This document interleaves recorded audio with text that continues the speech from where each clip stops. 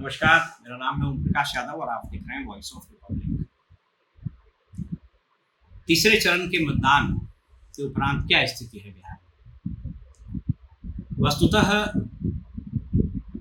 यह समीक्षा हम 9 को इसलिए कर रहे हैं कि 8 तारीख को फौरी तौर पर इन डेप्थ एनालिसिस और फीडबैक्स अलग अलग जगहों से बात, ये पूरी गहराई में हम लोगों ने इसकी पड़ताल की और उसके बाद तब हमने सोचा कि इसकी समीक्षा आपके सामने रखें।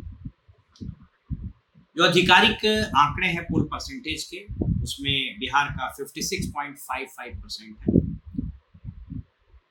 यह भी कम रहा और इस फेज में जो सबसे ज़्यादा पोल हुआ है वो असम में हुआ है। असम में 75.26% और सबसे खराब स्थिति महाराष्ट्र वगैरह का 54% रहा। तो बिहार का एवरेज, हालांकि over the period of time first second phase के बाद से थर्ड फेज में थोड़ी सी स्थिति में सुधार हुआ। जिन कॉन्स्टिट्यूएंसीज में पोल हुए उसमें मधेपुरा, सुपौल, खगड़िया, झंझारपुर और अररिया। आइए एक एक करके बात करते हैं। सबसे पहले हम लोग बात करते हैं मधेपुरा में। मधेपुरा में सिटिंग एमपी दिनेश चंद्र यादव, हम लोग ने मतदान पूर्व समीक्षा में विवेचना में आपसे बताया था कि उनकी स्थिति थोड़ी ठीक है। पहले टिकट मिल गया, व्यक्तित्व भी ठीक ठाक है, छवि भी ठीक है, मिलनसार है, सब कुछ अच्छा है। लेकिन मतदान आते आते जो 48 घंटा लास्ट होता है उसमें स्थिति बहुत बदल गई। जो फीडबैक्स हम लोगों को मिल रहे हैं उसके अनुसार आरजेडी का कैंडिडेट बहुत जाना पहचाना चेहरा वहां नहीं था। ज्यादा समय वो पटना में रहते हैं, प्रोफेसर हैं, संभ्रांत व्यक्ति हैं और थोड़ी टिकट देने में देर भी हुई, विलंब हुई। लेकिन इसके बावजूद जिस तरीके का नैरेटिव्स मतदान के 48 घंटे पहले सेट हुआ, उसने जदयू के कैंडिडेट के ठोस भावता कर दिया। और हम लोग लगातार आपको बोलते आ रहे हैं, पहले चुनाव में एनडीए और खासकर भाजपा का नारा अब की बार 400 पार। दूसरे फेज में वो थोड़ा डाउन हो गया नारा। थर्ड फेज में वो स्वयं प्रजातंत्र और संविधान यानी जो नैरेटिव सेट किया था इंडिया अलायंस ने, उसको दोहराने लगे और नीतीश जी की क्रेडिबिलिटी इतनी खराब हुई उनके बार बार पलटी मारने के कारण कि इसका खमियाजा जदयू के कैंडिडेट फील्ड में भुगत रहे।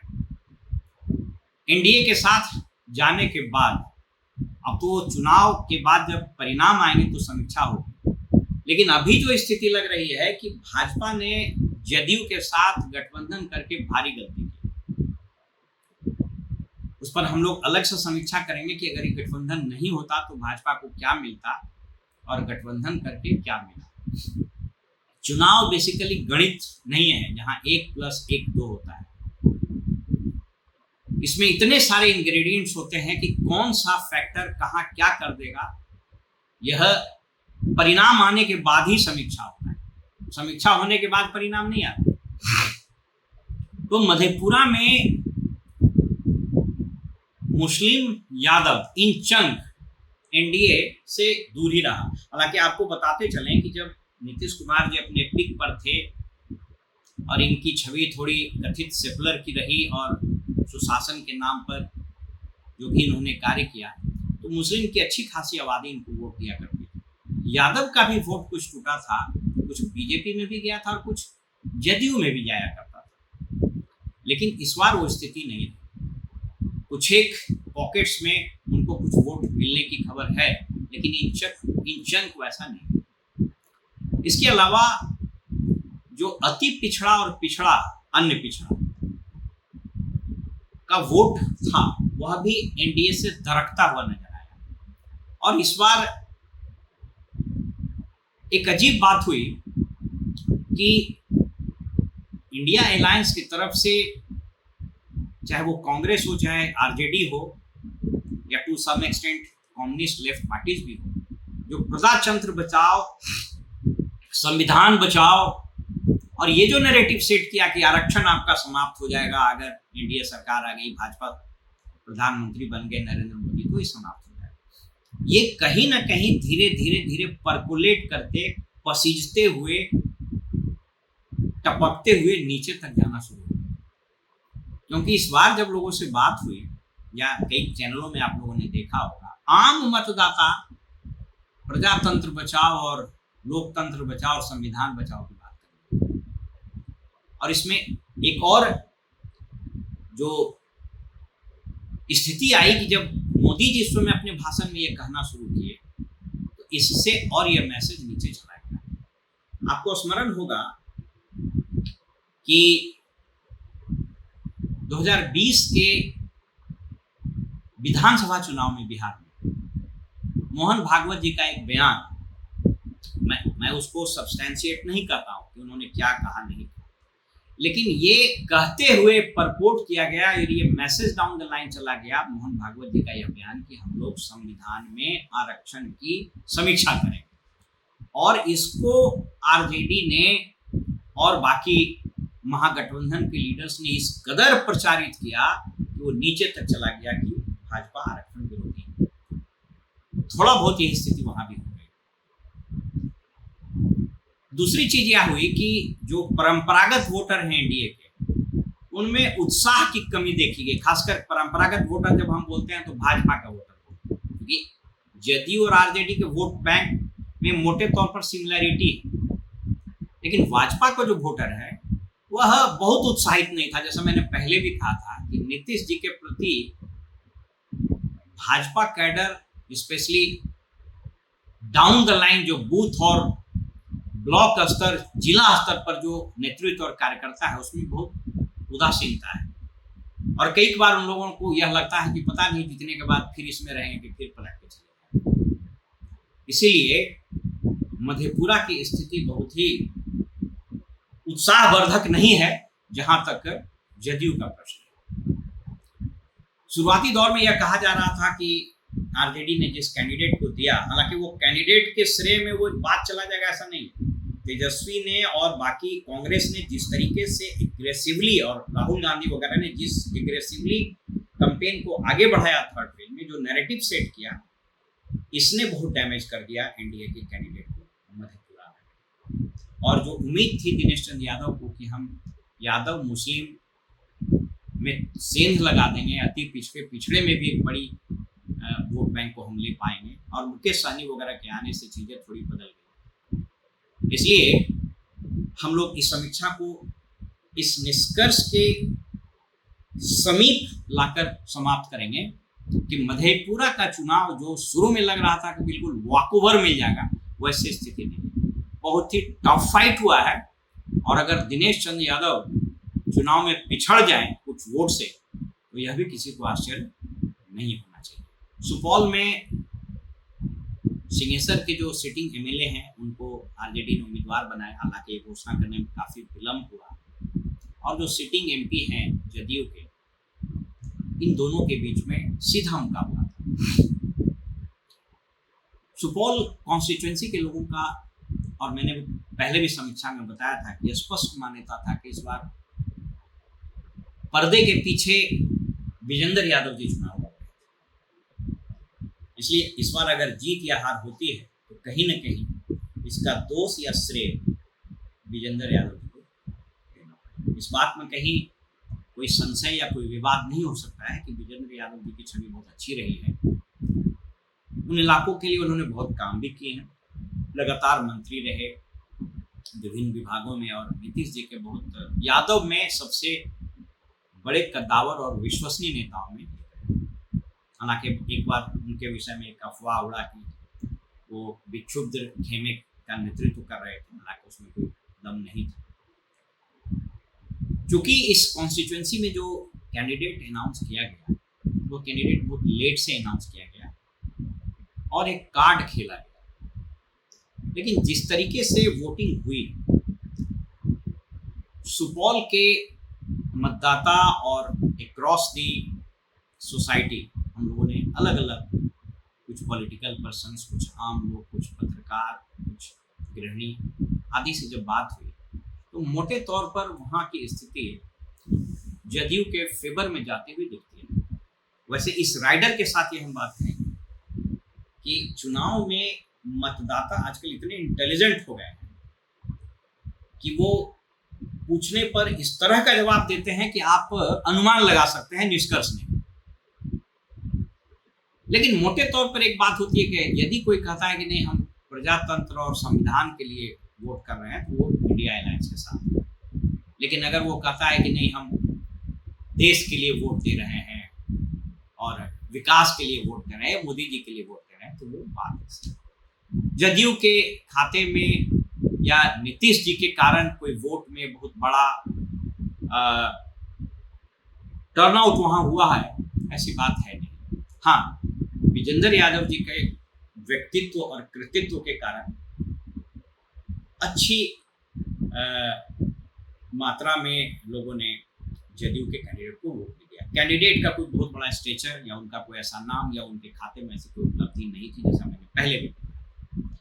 इसलिए यहाँ पर टक्कर बहुत कांटे की रहेगी, लेकिन पलड़ा जदयू का भारी हुआ दिखता है, जैसा लोगों ने बताया। अब आइए खगड़िया की बात। खगड़िया में या एलजेपी के जितने कैंडिडेट जहां जहां इस बार अजीब स्थिति हो गई, और कदाचित अगर एलजेपी का इस बार कहीं खाता न खुले तो किसी को आश्चर्य नहीं होना चाहिए। खगड़िया में दो नैरेटिव्स बिल्कुल स्पष्ट दिखा। पहला, लोकल बनाम बाहरी, और दूसरा, चिराग पासवान के अगेंस्ट में इतने स्ट्रॉन्ग नैरेटिव्स वहां सेट हो गए कि ये कब किसको टिकट दे दें, या कुछ लोगों ने कहा कि टिकट बेचने का, चूंकि जो कैंडिडेट है वो बहुत फाइनेंशियली बहुत स्ट्रॉन्ग कैंडिडेट, हालांकि नगर निगम में उन्हें बहुत अच्छे काम किए, भागलपुर शहर में ठीक ठाक नाम भी रहा, हालांकि कुछ कंट्रोवर्सी भी उनसे अटैच हुई, कुछ केसेस हुए, उनका नाम गुंडा बैंक में भी कई बार आया, इनकम टैक्स का रेड वगैरह भी हुआ। तो बहरहाल खगड़िया के लोगों ने कुछ अच्छे ढंग से ये लिया नहीं। और जैसा मैंने बताया कि यादव बहुल इलाका है, सहनी की अच्छी खासी संख्या है, मुस्लिमों की संख्या है, और जैसा मैंने कहा था कि डॉक्टर संजीव ने ओपनली एनडीए के कैंडिडेट का विरोध किया और एक तरह से सपोर्ट भी किया कम्युनिस्ट पार्टी के यानी इंडिया गठबंधन के कैंडिडेट। मतदान में उत्साह भी था, लेकिन वहां पर जिस तरह से एलजेपी ने ये एक्सपेक्ट किया था कि एनडीए के नाम पर और मोदी जी के नाम पर वोट पड़ेगा, वो बिल्कुल दिखा नहीं। नीतीश कुमार जी और चिराग पासवान के बीच मनमुटाव या राजनीतिक दुश्मनी जग जाहिर है, और नीतीश जी की एक फितरत है, यह अपने राजनीतिक दुश्मनों को कभी नहीं भूलते। इसलिए कुछ लोगों का यह भी मानना था कि नीतीश जी कभी भी अच्छे से नहीं चाहे और नहीं डाउन द लाइन अच्छा मैसेज गया जदयू रैंक एंड फाइल में कि इनको ठीक से वोट दिया जाए। दूसरी चीज, कई जगह पर ये कुछ चैनल में भी ये मुहिम चला, अब उसमें क्या सब्सटेंस है मैं नहीं कर सकता, कि चिराग पासवान जी को कहा कि भाई आप कौन दलित, आपने जिन लोगों को टिकट दिया वे लोग कौन थे, एक आपके रिश्तेदार, एक आप स्वयं, एक अशोक चौधरी जी की बेटी को टिकट दे दिया जिसको लोग वहां के लोग दलित मानने के लिए तैयार नहीं है, एक राजेश वर्मा को वहां से उठाकर दे दिया आपने। तो जिस तरीके से इनके टिकट बटे उसको लेकर के बहुत ही कंफ्यूजन की स्थिति वहां थी, और इंडिया गठबंधन का वोट और कम्युनिस्ट का अपना काडर के सहनी के कारण सहनी समाज और बाकी अतिपिछड़ा समाज और यादवों ने बहुत एग्रेसिवली वोटिंग किया है। इसलिए मेरी राजनीतिक समझ ये कहती है कि खगड़िया का चुनाव इस बार जो एलजेपी का रिकॉर्ड बन रहा था वो शायद, वैसे इस राइडर के साथ हम ये बात कर रहे हैं कि ये चुनाव है और चुनाव में कुछ भी हो सकता है। वहाँ के सभी कैंडिडेट्स का भाग्य मतपेटी में यानी ईवीएम में बंद हो चुका है, जो 4 तारीख को खुलेगा। लेकिन यदि यहाँ से एलजेपी का वो रिकॉर्ड टूट जाए तो ये कहना अतिशयोक्ति नहीं हुए, क्योंकि यह भी नहीं भूलना चाहिए कि जो सिटिंग एमपी थे वो एन वक्त पर उन्होंने आरजेडी का थाम लिया और उन्होंने भी बहुत स्ट्रांगली पहले से ही वो संपर्क में थे, तो उन्होंने भी जमकर विरोध किया। और मुस्लिम मतदाताओं में उनका एक खानदान है, चौधरी सलाउद्दीन और इनका भद्र लोग हैं, सिमर बख्तियार वगैरह में इनकी अच्छी पकड़ है। तो उस इलाके में इन्होंने बहुत स्ट्रांगली कंपेन किया अगेंस्ट दी एनडीए कैंडिडेट। तो पलड़ा अगर कोई कहें तो 19-20 में वो 20 इंडिया गठबंधन यानी कम्युनिस्ट पार्टी की कैंडिडेट की ओर। अब ये झंझारपुर में मैंने समीक्षा के क्रम में बताया था कि जो खड़ा किया गया वीआईपी का कैंडिडेट यानी इंडिया गठबंधन का कैंडिडेट वो मूलतः आरएसएस से बिलोंग करता है और उनके लिए अपर कास्ट और आरएसएस का जो बीजेपी का काडर वो उसने भी गुप्त रूप से और कहीं कहीं खुले रूप से भी बहुत मजबूती से काम किया। एक फैक्टर आ रहा था कि रामप्रीत मंडल जी, जैसा मैंने बताया कि रामप्रीत मंडल जी का कोई एक्सेप्टेबिलिटी वहाँ बहुत अच्छा है नहीं, कोई परफॉर्मेंस वाइज भी बहुत अच्छा नहीं, उनके नाम पर कुछ वोट मिल जाए यह भी नहीं है, सिवाय उनको सहारा था मोदी जी और नीतीश जी। जैसा मैंने बताया कि नीतीश जी की क्रेडिबिलिटी इतनी खराब हो चुकी है फील्ड में कि इनके नाम पर वोट मिल जाए ये कहना बड़ा मुश्किल है। वहां पर एक फैक्टर आ रहा था गुलाब यादव का, जो कि राजनीति में बड़े सक्रिय रहे हैं, एमएलसी रहे और उनकी पत्नी और वो जिला परिषद वगैरह में भी रहे, पॉलिटिशियन टर्न बिजनेसमैन हैं और हालांकि कई कंट्रोवर्सी में भी उनका नाम आया। लेकिन ये अपेक्षा की जा रही थी कि यादवों में वो बहुत जबरदस्त सेंधमारी करेंगे, लेकिन वैसा हुआ नहीं। चुनाव के 48 घंटे पहले फिजा बदल गई, बयार बदल गया और बहुत कम मतों की सेंधमारी वो कर पाए। इसका सीधा घाटा एनडीए को हो गया और इसका सीधा फायदा इंडिया गठबंधन के कैंडिडेट को। यहाँ भी अंततोगत्वा स्थिति यही है कि 19-20 में अगर अंक दिए जाए तो पलड़ा इंडिया गठबंधन यानी वीआईपी का जो कैंडिडेट है उसकी ओर झुकता हुआ नजर आता है। अब अररिया की बात, तो अररिया में जैसा मैंने समीक्षा में बताया था कि वह मुस्लिम बाहुल इलाका है, प्रदीप सिंह सिटिंग एमपी हैं और जो उनके विपक्ष में कैंडिडेट दिए गए तस्लीमुद्दीन साहब के परिवार से, तो कोई बहुत ज़्यादा उत्साह नहीं हुआ और मतों का विभाजन बिल्कुल पार्टी लाइन और अलायंस लाइन पर ही हुआ। वहाँ पर बहुत सारे जो न्यूट्रल वोटर्स हैं या जो ईबीसी समाज या ओबीसी समाज या अन्य शेड्यूल कास्ट वर्कर के हैं, उन लोगों से जब हम लोगों ने बात की तो वो आरजेडी के कैंडिडेट के प्रति बहुत उत्साही नजर नहीं आए। तस्लीमुद्दीन साहब की और उनके परिवार की एक अलग छवि भी रही है और अररिया में जिस प्रकार से मुस्लिम पॉपुलेशंस में इजाफा हुआ है उसको लेकर के बीजेपी ने जिस तरीके का कैंपेन चलाया, इलीगल इमिग्रेंट्स का, रोहिंग्या का, बांग्लादेशी घुसपैठियों का, तो उसका असर वहाँ दिखता है। इसलिए वोट का वहाँ पर मोटे तौर पर पोलराइजेशन हुआ है। हालांकि वोटिंग परसेंटेज चूंकि बहुत अच्छा नहीं हुआ, इसलिए कोई क्लियर कट वहाँ पर एज मिल जाए ऐसा होता नहीं दिखता है। लेकिन मोटे तौर पर बीजेपी के कैंडिडेट के पक्ष में लोगों ने अपनी राय खुलकर रखी, इसलिए जीत हार का अंतर बड़ा कम होगा, लेकिन पलड़ा बीजेपी के कैंडिडेट का भारी हुआ। फिलहाल हमें इजाजत दीजिए, लेकिन जाने से पहले चौथे चरण के मतदान के बारे में भी हम लोग समीक्षा करेंगे और आपको हर बार की तरह एक एनालिटिकल, ऑथेंटिक और फिगर वाइज चित्र प्रस्तुत करने का हम अपना प्रयास करेंगे। फिलहाल हमें इजाजत दीजिए।